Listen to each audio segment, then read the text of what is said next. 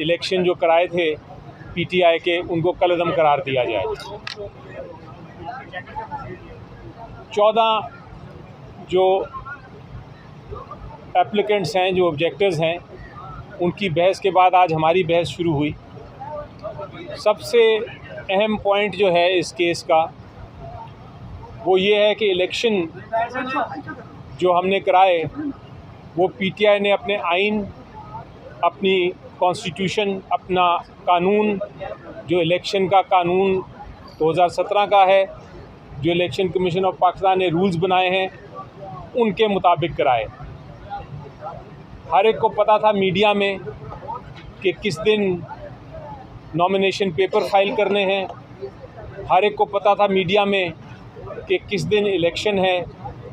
Election का schedule जो था वो भी मीडिया पे प्रिंट हुआ। जिस दिन नॉमिनेशन पेपर्स फाइल किए गए वो भी मीडिया पे रिपोर्ट हुआ। जिस दिन इलेक्शन का पोलिंग डेट थी वो भी मीडिया पे, इलेक्ट्रॉनिक और प्रिंट मीडिया दोनों पे आया। तो इसमें कोई अबहम नहीं रहा कि इलेक्शंस जो थे, जो इंट्रा पार्टी इलेक्शंस थे पीटीआई के, वो पीटीआई के आइन के मुताबिक हुए।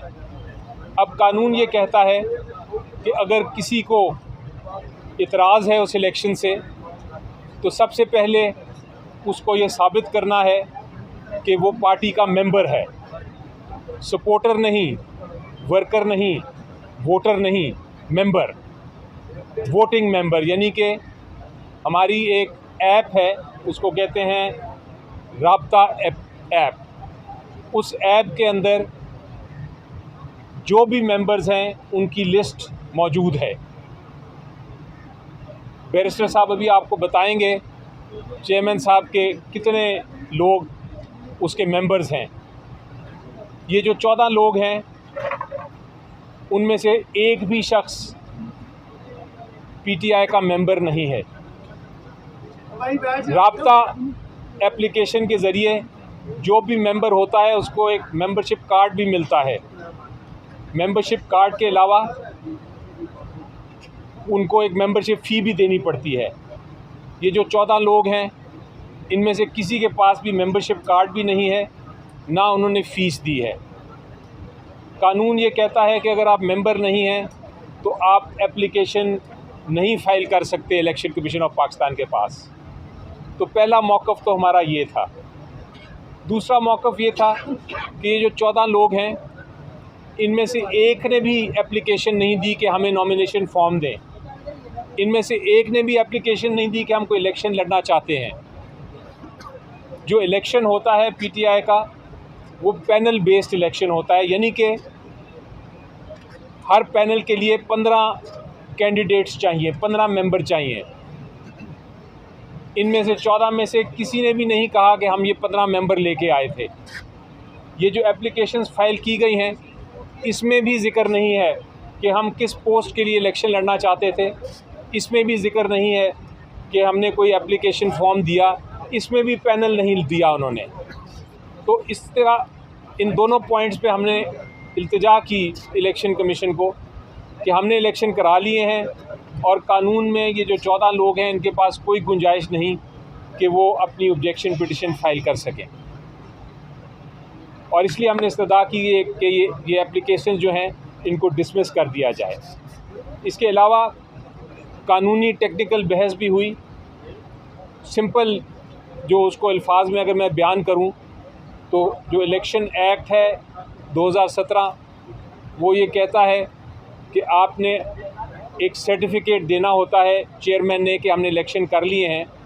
उसके बाद इलेक्शन कमीशन ऑफ पाकिस्तान के पास कोई गुंजाइश नहीं है, उसको वो मानना पड़ता है सर्टिफिकेट। और अगर इलेक्शन ना कराए कोई जमात इंट्रा पार्टी इलेक्शन तो उसके ख़िलाफ़ एक्शन ले सकती है इलेक्शन कमीशन ऑफ पाकिस्तान। लेकिन अगर इलेक्शन हो गए हों तो फिर उसके ऊपर इलेक्शन ट्राइब्यूनल की तरह इलेक्शन कमीशन ऑफ पाकिस्तान के पास कोई इख्तियार नहीं कि उसके ऊपर वो उसके निटी ग्रिटी में जाए, उसकी वैलिडिटी देखे, उसके शेड्यूल को एग्ज़ामिन करे। तो ये कानूनी नुकात भी बताए हमने इलेक्शन कमीशन को। इलेक्शन कमीशन ने पूरा मौका दिया दूसरी साइड को कि वो जवाब भी दे। मेरी नज़र में कोई मुनासिब जवाब हमारी इन बहस का नहीं दे सकी और इलेक्शन कमीशन ऑफ पाकिस्तान ने अपने जो ऑब्जेक्शन पिटिशन के केसेस थे, जो एतराज़ात के केसेस थे, ये 14 मेंबर लोगों के, उनको उनके ऊपर महफूज कर लिया फ़ैसला, और वो अब ये नहीं बताया कब अनाउंस करेंगे, लेकिन महफूज कर लिया। अब आया दूसरी बात जो बड़ी हैरानकुन और परेशान कुन बात है, और वो ये कि इलेक्शन कमीशन ऑफ पाकिस्तान ने अज़ खुद भी एक हमें नोटिस दिया था और कहा था कि आप इलेक्शन कमीशन ऑफ पाकिस्तान के इतराज़ात जो हैं, हमें इतराज़ात हैं कुछ, हमारे इतराज़ात भी उनका जवाब दें। वो किस किस्म के इतराज़ात थे कि जो सर्टिफिकेट इलेक्शन जो कराए थे पीटीआई के, उनको कलअदम करार दिया जाए। 14 जो एप्लीकेंट्स हैं, जो ऑब्जेक्टर्स हैं, उनकी बहस के बाद आज हमारी बहस शुरू हुई। सबसे अहम पॉइंट जो है इस केस का वो ये है कि इलेक्शन जो हमने कराए वो पीटीआई ने अपने आइन, अपनी कॉन्स्टिट्यूशन, अपना कानून, जो इलेक्शन का कानून 2017 का है, जो इलेक्शन कमीशन ऑफ पाकिस्तान ने रूल्स बनाए हैं, उनके मुताबिक कराए।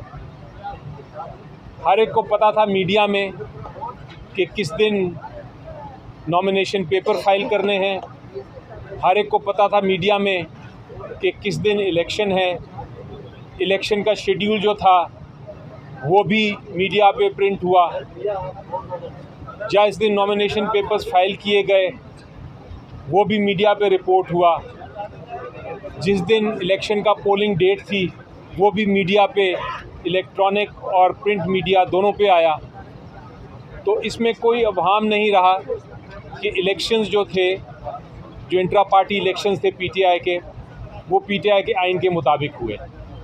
अब कानून ये कहता है कि अगर किसी को इतराज़ है उस इलेक्शन से, तो सबसे पहले उसको ये साबित करना है कि वो पार्टी का मेंबर है, सपोर्टर नहीं, वर्कर नहीं, वोटर नहीं, मेंबर, वोटिंग मेंबर। यानी कि हमारी एक ऐप है, उसको कहते हैं राब्ता ऐप। उस ऐप के अंदर जो भी मेंबर्स हैं उनकी लिस्ट मौजूद है।